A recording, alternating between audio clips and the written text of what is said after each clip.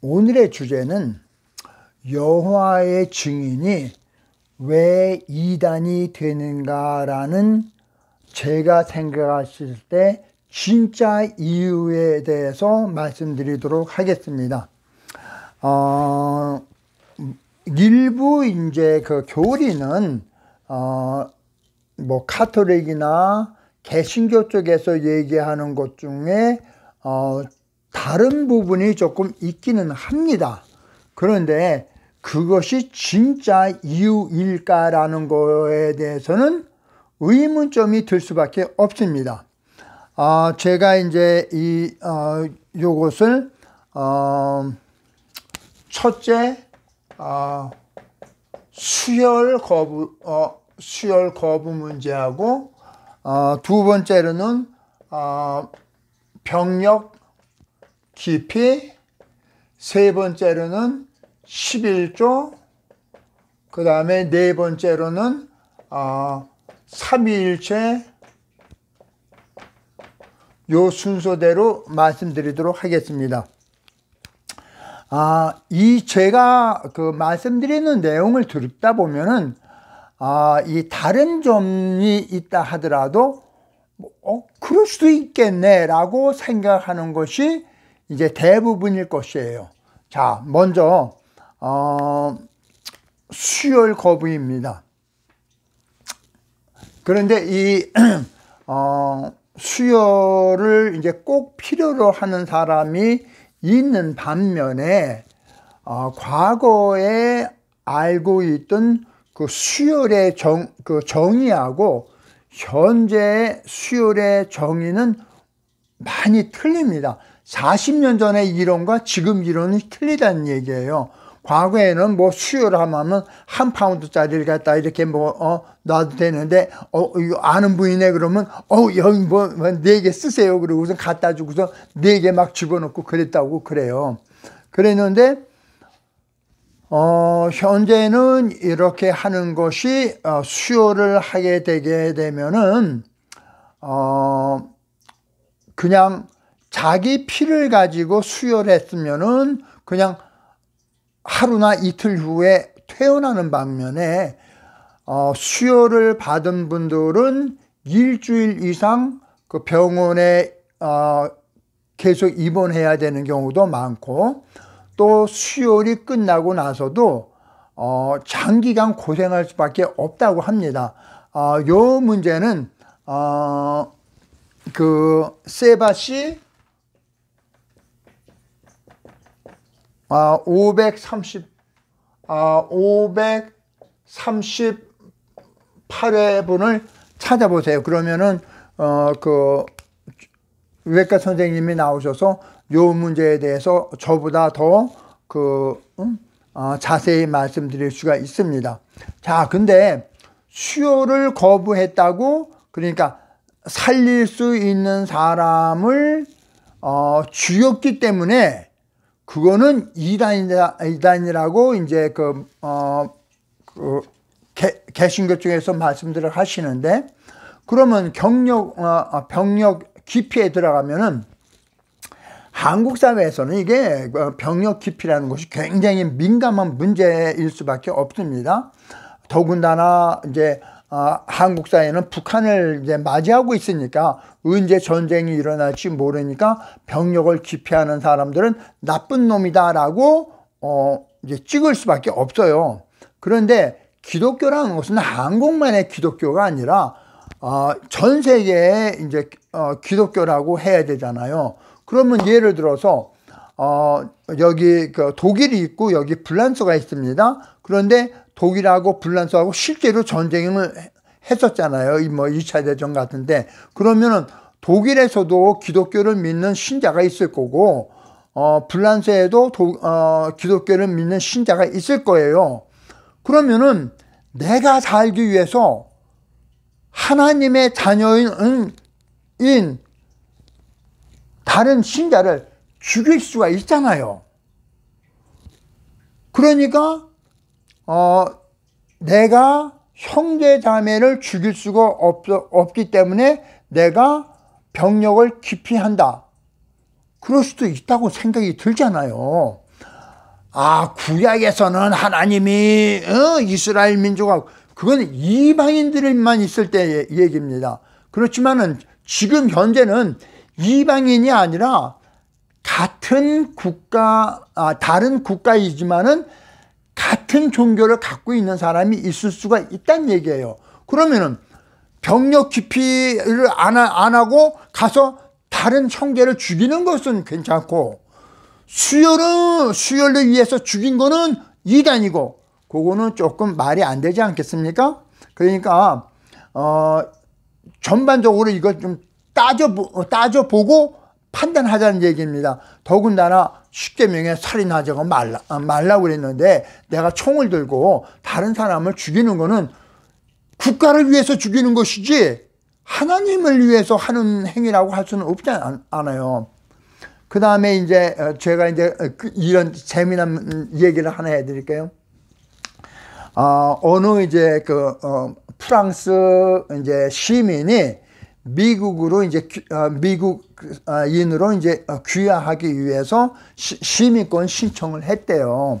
그랬더니 이제 그 심사하는 이제 심사관이 그러면은 if there is a war between France and America, 이제 미국과 프랑스하고 전쟁이 일어나면은 너는 누구 편을 위해서 싸울래? 이제 이러고서 질문을 했대요. 그랬더니 그런 일은 절대 never happen. 그러고 대답했대. 그래도 있다면. 그랬더니 이분이 뭐라고 그랬냐면, 나는 I'll be Red Cross, 적십자 대원이 되겠다고 했다는 그런 일화가 있습니다. 자, 이렇게 죽이는 것이 꺼린데 병력 기피하는 거는 안 되기 때문에 여호와의 증인은 이단이다라고 정죄를 하면은 교리는 교리고 현실 세계에서 이렇게 들여다보면 그거 말이 조금 어폐가 있지 않겠습니까?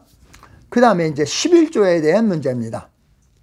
어느 이제 보수 교단의 이제 목사님은 11조를 안 하면은 암에 걸립니다 라고 주장을 하십니다. 그런데 여호와의 증인에서는 11조에 대해서 완전 거부입니다. 11조 안 해도 된다. 그럼 목사님 편에서는 11조 하면은 헌금이 많이 들어오면 좋은데 11조를 안 하니까 이단이다. 그냥 일반 교인들 입장에서는 그렇다고 꼭 이단이라고 그럴 수 있느냐라는 생각도 할 수가 있습니다. 또 일반 교인들에게는 훨씬 받아들이기 쉬운 교리입니다. 또 여호와의 증인에서는 자발적으로 내는 헌금만 유효하다고 생각을 하고 있습니다. 그렇다고 11조를 안 내기 때문에 이단이라고 정죄하는 것은 그건 조금 너무 무리해 나간 것 같지 않으세요? 그런데 삼위일체설에 들어갑니다.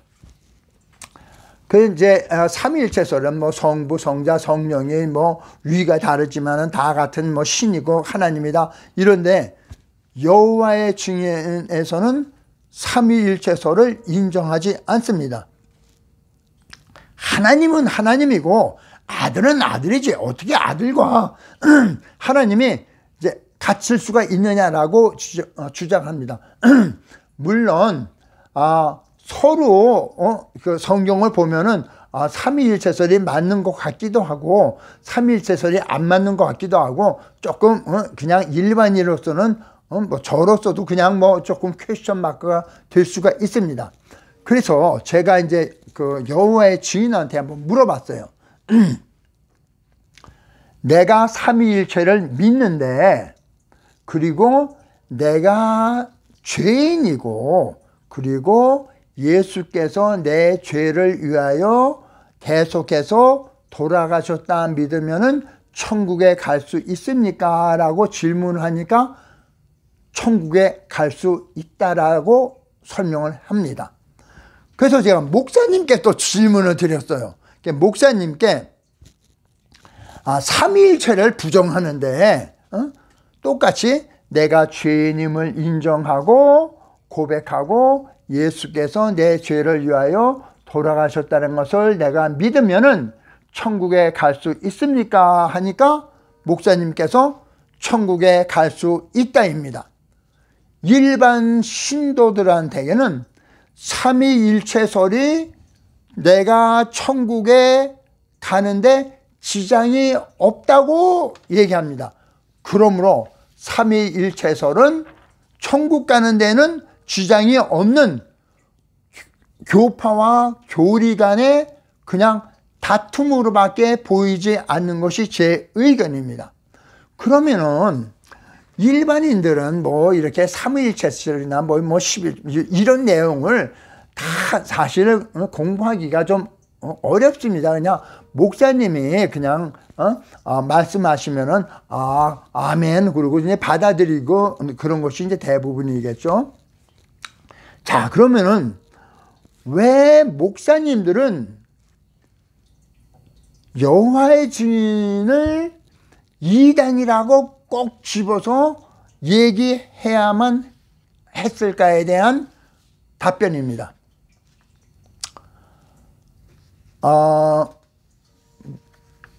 여호와의 증인에서는 장로라고 그러는 것이 있어가지고 뭐 일반적으로도 장로란 직책이 있죠. 목사도 장로에 속하는 것이고, 그런데